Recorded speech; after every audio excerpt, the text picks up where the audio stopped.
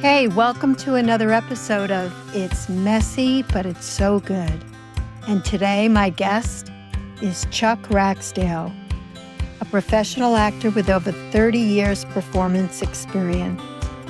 I had the pleasure of meeting Chuck through mutual friends, and he does so much for the community. He created the Core Theater Group with his founders and Broadway at Baird's, which has been going on for several years. You'll hear more about it in the podcast. But I want to just talk a minute about the Core Theater Group. They are located in Warwick, New York, and they're going to be doing their premiere production of the Rocky Horror Show on October 19th, 20th, 26th, and 27th. It's going to be so much fun. Come on out and support this fantastic creative endeavor. There's going to be some professional actors from New York City, as well as a lot of community and local talent. You can do so much in the area in the autumn. It's absolutely beautiful, looking at the leaves, visiting the wineries. We have Greenwood Lake. We have apple picking, breweries. There's just so much to do and some great restaurants. So come on up and support the Core Theater Group. Enjoy the show. Okay. Hi, Chuck. Hi. And your cat. And Mike. Welcome to It's Messy, but It's So Good. It's so good to have you. It's so wonderful to be here. Thank you for having me. Oh, you're welcome. I would like to introduce you to the audience. And of course, Chuck Ragsdale. Chuck is a professional actor with over 30 years performance and experience, and he's worked on contracts ranging from production to casino. Chuck's appeared in several national tours, the most recent being the Broadway National Company of the Tony Award-winning A Gentleman's Guide to Love and Murder. And Chuck has also performed in numerous regional theaters across the country. And I did not know this, that you're an arts educator and you've served on the acting faculty at the Tisch-Maloy College for over 20 years, which is amazing. Chuck was the director of education for several seasons at Maine State Music Theater, and he received a BFA in musical theater from the University of Cincinnati College Conservatory of Music, and also has studied at the Barrow Group and Upright Citizens Brigade in New York City. And exciting, of course, he currently teaches at the Warwick Center for Performing Arts, which is in Warwick, New York, and now is a founding member of the Core Theater Group, Warwick's newest professional theater company, which we're going to talk about a little later. And that's really exciting. And there's a production of the Rocky Horror Show in October, and we'll have everything in the show notes for people to get tickets. So welcome again. Great. Thank you. You're welcome. Okay, so what I'd love to know is your passion, when it started, and a little bit of your journey, starting from the beginning to where you are now. What was the essence of the passion that really followed you throughout your career and expanded, of course, your career? Sure.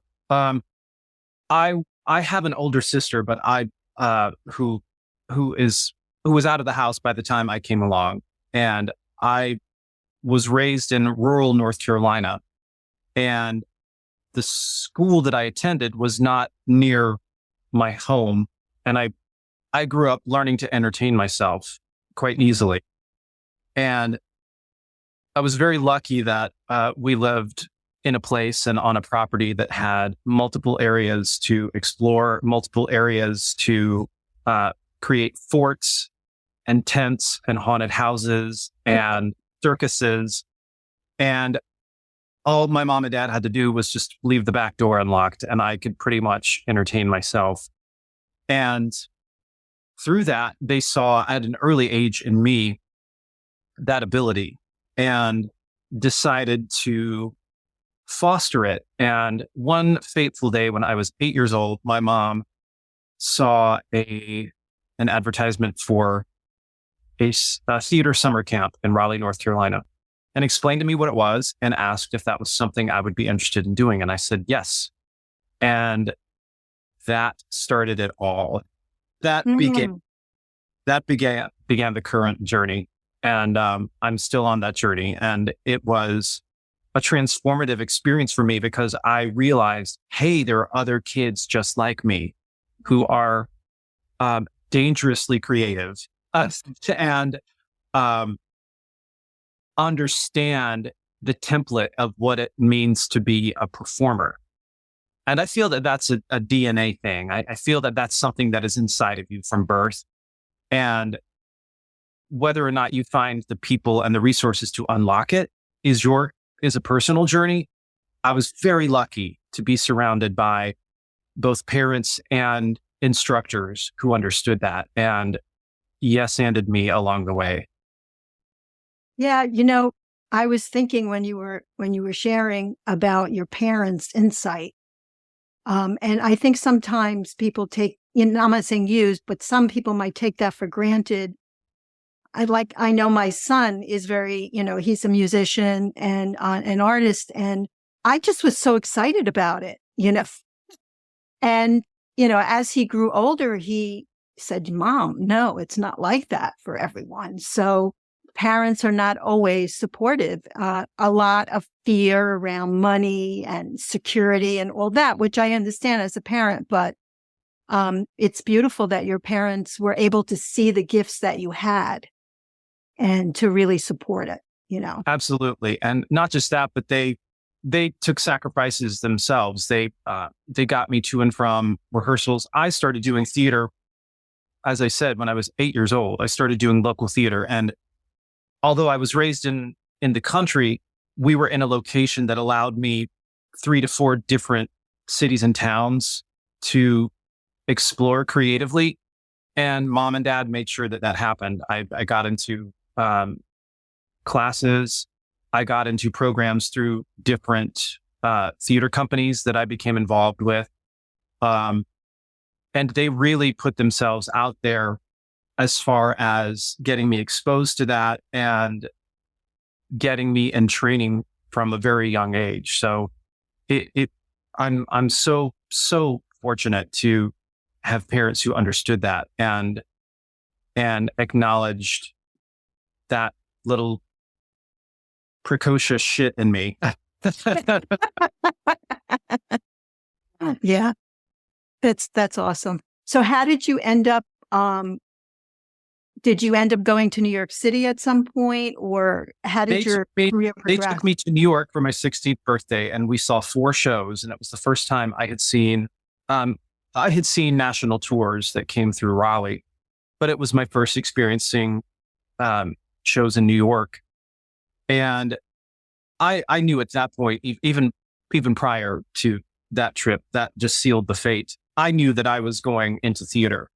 And by 16, 17, I had picked the school that I wanted.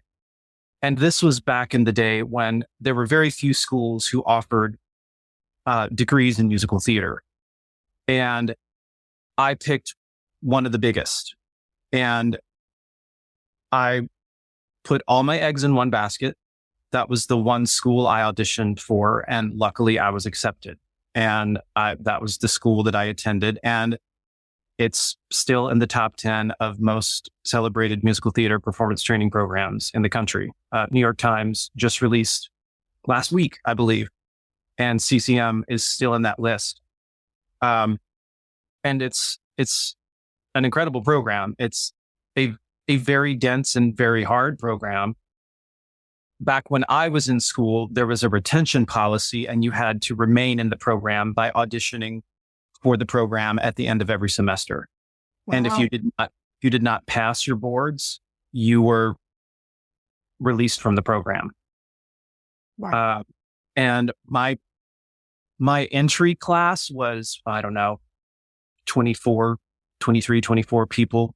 And our graduating senior showcase that we took to New York City, I believe there were 12 of us. So some some were dismissed, some found their own journey out of the program, some went to other departments for different majors. But it was a very, very intense program. Some of the best friends I have in life are from that program still to this day. But yeah, I knew by the time my parents took me to New York, that this was my trajectory. It was crystal clear to me. What age were you when your parents took you? 16. Mm-hmm. That's a critical age too. Yep. I was deep in theater nerddom by that point. So I was very comfortable in my theater nerd skin. Yeah. So at what point after college, like what was your next step that you... Well, the beauty of that program, as many have now, and again, back in the day, there were like 5 schools that did this. Now there are hundreds. But the beauty of that program, and CCM was a key element in structuring how musical theater training programs delivered themselves to the industry. There was an industry showcase that my senior class worked for a year putting together, and it was about less than 90 minutes, maybe. And we traveled to New York in the spring of our senior year and performed the industry showcase to industry professionals, meaning agents, acting directors. And through that, we were set up with interviews from interested agencies, and that immediately began our professional careers. That's amazing. I had no idea how people make the leap, Yeah. Well, you hope to be lucky enough to have the resources and the talent to go to a program that can facilitate that. Absolutely. And through my years of becoming an arts educator, I became part of a program that did that. So it was really wonderful, kind of a 360 situation. Yeah. Yeah. It's the cycle of life, right? Yeah. Getting and then giving. Yeah. Receiving, giving. That's pretty amazing. So I know I met you originally, not personally, but in Warwick, New York. We're in the same community. You created Broadway at the Baird, which is Baird. Mm-hmm. Right. Could you talk a little bit about that inspiration and how that all came about? Oh, absolutely. So my husband and I bought a house here in the Warwick Valley area about 5 years ago this month, as a matter of fact. And there's this beautiful historic tavern called Baird's Tavern that we started frequenting. And we were sitting there one day. This is in the first year that we had a property up here. And we said, this reminds us of this wonderful piano bar down in New Hope, Pennsylvania, where we had spent a lot of time over our courtship and years of just quick little vacations outside the city. Reminded us so much of this amazing piano bar that was down in New Hope. And on a lark, we reached out to the manager on Instagram and said, hi, we're 2 musical theater guys. We have an idea for a night here. Would you be interested in speaking to us? And she said, absolutely. So we took a meeting with Sarah, the GM at Baird's. And within the first 5 minutes of us speaking, she had said, let's do this.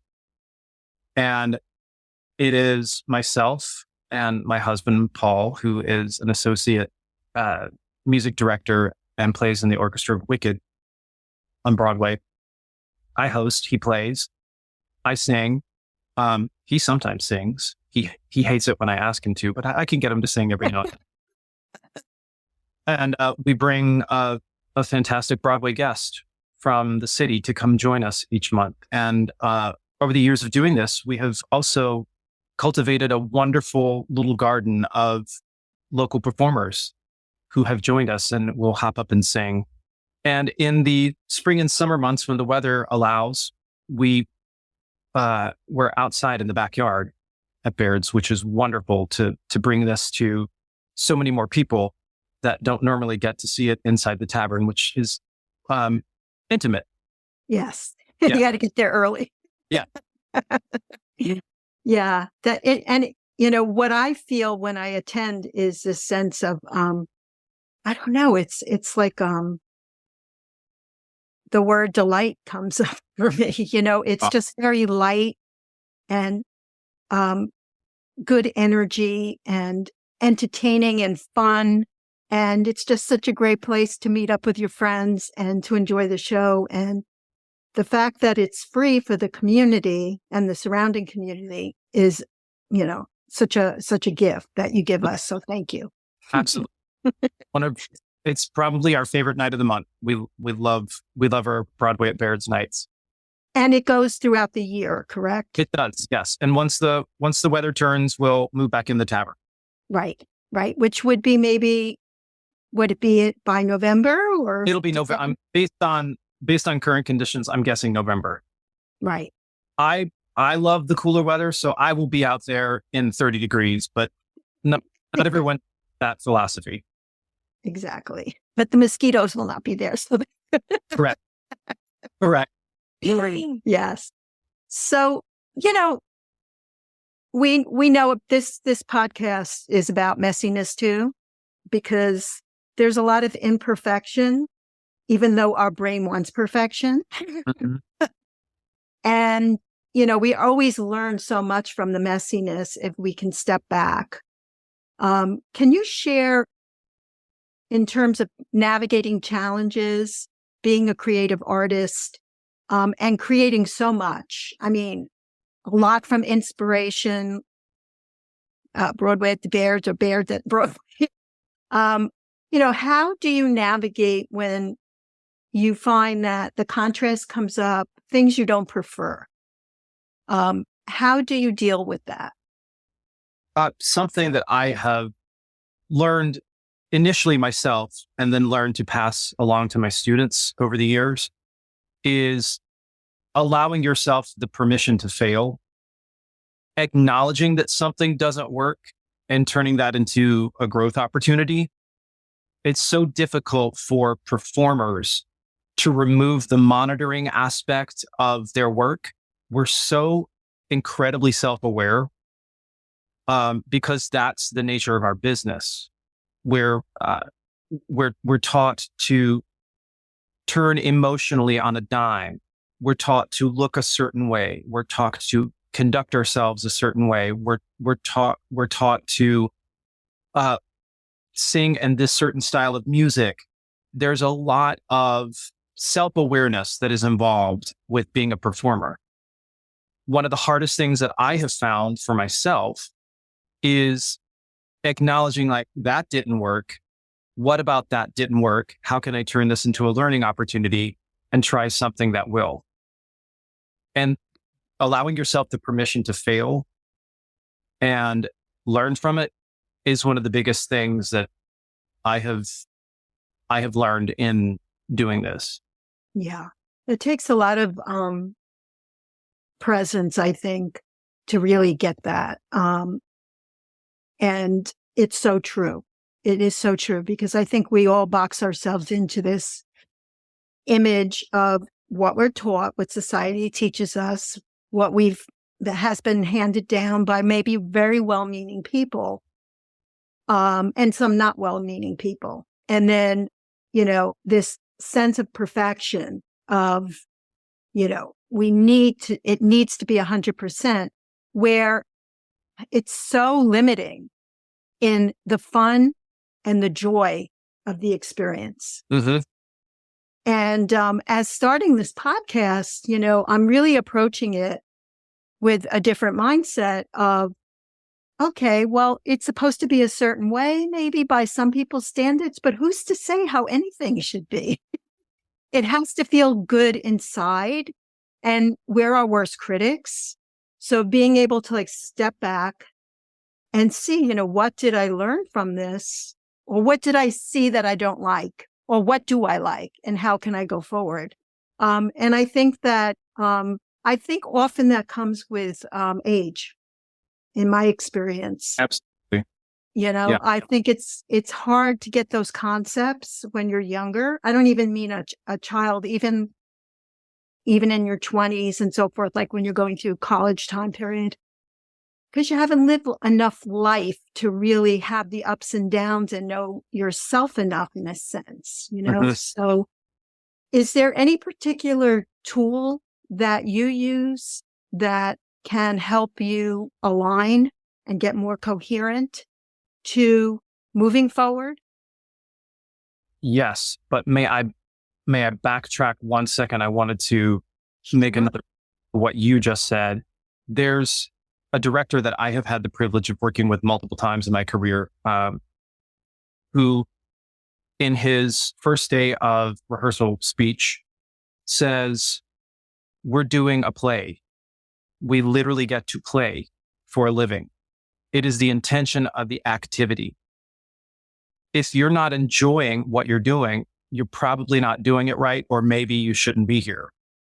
So it sets the ground for the intention of the activity, and that has always stayed with me. It's something that, again, that I've turned around from an educator standpoint, and sometimes students need reminding, like, are you enjoying this? If you're not, maybe shift the focus of how you're doing it.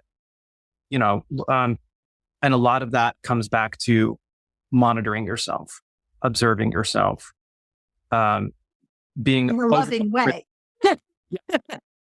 yes. Well, no. I mean, as far as allowing prohibiting the creative work from actually flourishing, stop watching yourself so much, Right.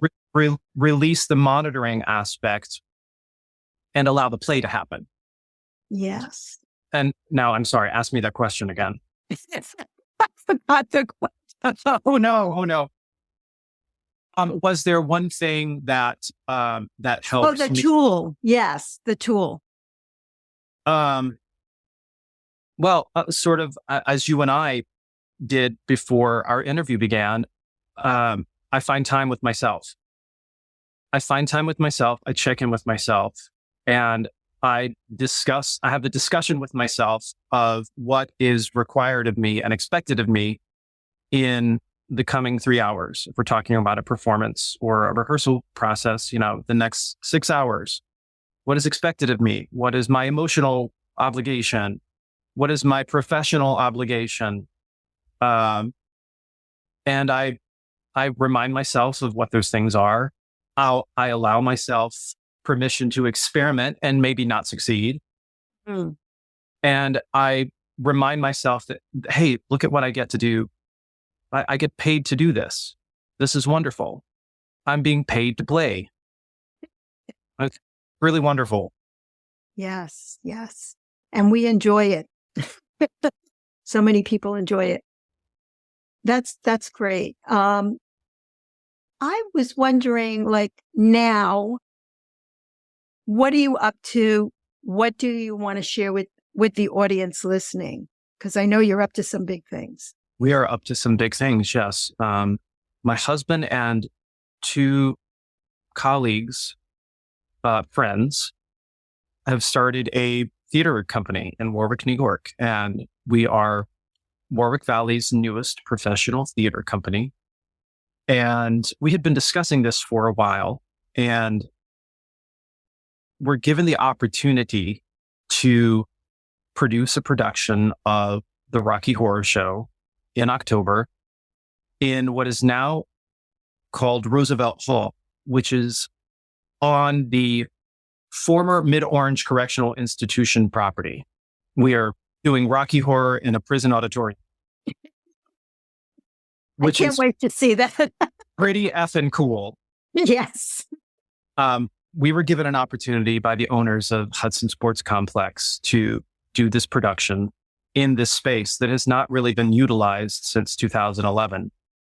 That's amazing. And it's never been utilized the way that we're utilizing it. And we are turning it into a legitimate theater.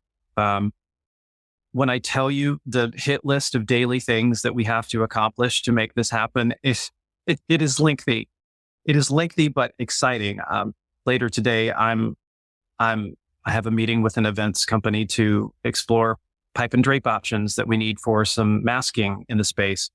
I had a walkthrough with our lighting designer yesterday in the space. There are just so many wonderful and terrifying moving parts to this.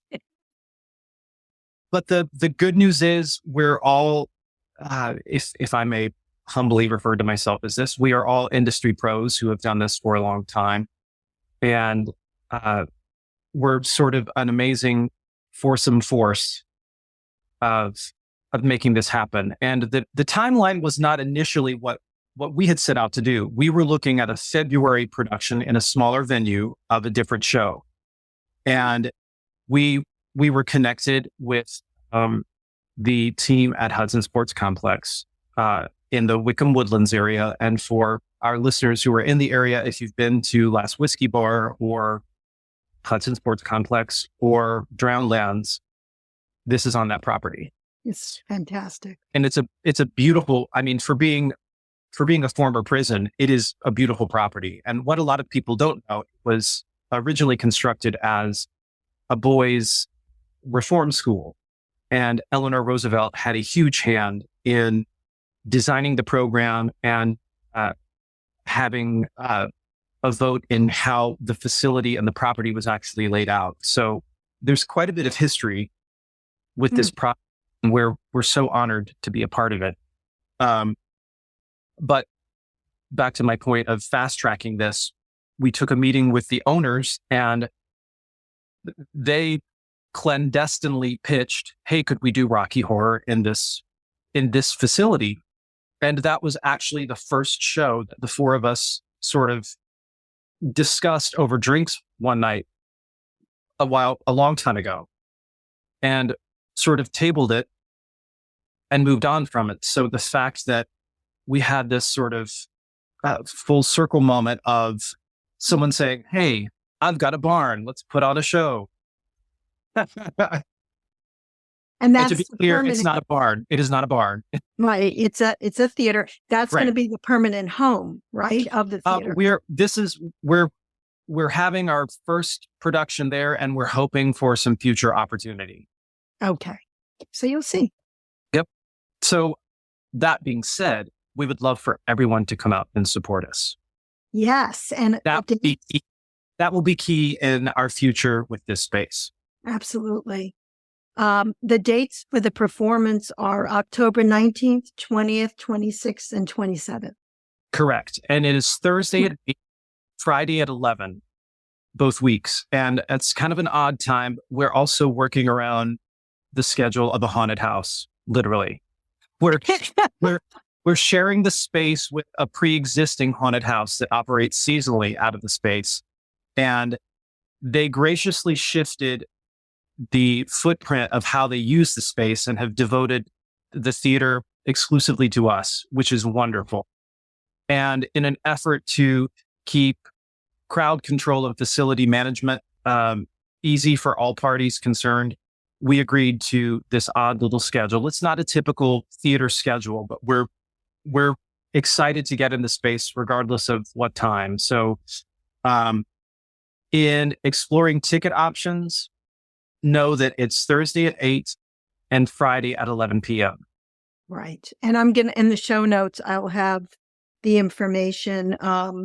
Maybe we'll just get a link or something, or you can, yes, and we can put it in the show notes. Oh, actually, I have it, the coretheatergroup.com. Okay. Great. So people can go right to that. And fantastic. Another moment of clarification with this, because there are options in the area, which is wonderful. There is a one-night screening of the Rocky Horror Picture Show that's happening at Sugarloaf Performing Arts Center. Oh. We are not affiliated with that. That is the movie, which is wonderful, and it's a great time. It happens on a night that we don't have a show, so you can do both. But our audiences should know that there is a very vast difference between the screening of the film and the live stage version, which is what the film was originally based on when this played on Broadway in the 70s. This is the Rocky Horror Show. This is a 17-person cast, a 5-person live rock and roll band, Wow. an intermission and a bar, and the whole That's experience. awesome. And I love that you have it at 11 o'clock, a show at 11 o'clock, which is very, true to the original, which I think was at 12 o'clock. I think I attended one many years ago in the Village or something. Yeah. Great. Well, I'm really looking forward to that. I have a last question for you, which I ask all my guests. What is the biggest gift that you have received from your passion and your journey? I'm not going to respond with the biggest. I don't know if I can narrow it down to but I'll give you a top 3. Perfect. I think it's community. And I mean that on a few facets. I mean that in the personal sense of me connecting with other actors, other artists, other creative types in putting something together. And I'll use specifically the national tour, Gentleman's Guide to Love and Murder, was one of the most incredible experiences of my career. It was stars aligning and a producer putting lightning in a bottle. It was the most wonderful group of people, not only just to work with, but to put it in trucks and send it out on the road for a couple of years. And that has a lot of challenges. And we had such a beautiful group of people involved with that production. And we were so beautifully taken care of by our producers. It was just a wonderful group of people. So I mean that in a personal sense of collaboration, of people that I get to surround myself with as a performer. That part of community. And in a newer part of that, I mean in the hometown sense of what we are actually doing here with Core Theater Group, what we are allowed to do as members of the Warwick Valley area, and the people that we have met over the years who say, please do more of this. Hey, what else are you doing? How can we be involved? Yeah. So that part of community is just as important to me now as the personal part of community. And I'm so grateful that I am able to combine that now with Rocky Horror as our first experience of being producers and bringing something that we are personally curating and fostering in this community. That's pretty fantastic. It is pretty fantastic. I just watched on Netflix a short documentary series on the Blue Zones. And one of the major influences on people living longer, up to 100 and over, is community. They found all the different blue zones throughout the world, Japan, even in the United States, there's one in California, Costa Rica. The sense of community is what really helps to thrive aging in a way that, brings a lot of joy and happiness. So, it's very natural to you. You've been in communities, and that's been something that you've been really, drawn to your whole career. And we get the benefit of your desire to be in community and your love of it, because it just builds on our community in the Warwick Valley area. And I just want to also mention that if people want to come up for the weekend to see your show, Warwick and Greenwood Lake is a great area where you can stay in bed and breakfast. You can visit, all the wineries. You can visit the breweries. You can do so many things. There's so many great restaurants. So think about coming up possibly on a Wednesday. The perfect fall excursion. Exactly. Oh, I didn't even think of that. That's an added bonus. Yes. You can go apple picking. For our city folk listening to this, you can do a lot of it without a car. Yes. It's possible to do a lot of it without a car. That is very true. There's trains that go maybe about 20 minutes away to There are buses Tuxedo, New will York, and drop buses you around. directly. Yeah. And yeah, so think about it, folks. So Chuck, is there anything else that you want to share before we say goodbye for now? I was just so honored to be here. Thank you so much for asking me. And I will say for the people listening, if you would like to be a part of this, the best way you can contribute is showing up and supporting. Yes, Let absolutely. us know that you're there and you like what you see. So thanks, Chuck, for being here. I really appreciate it. Absolutely, Fran. Thanks for having me. Bye for now.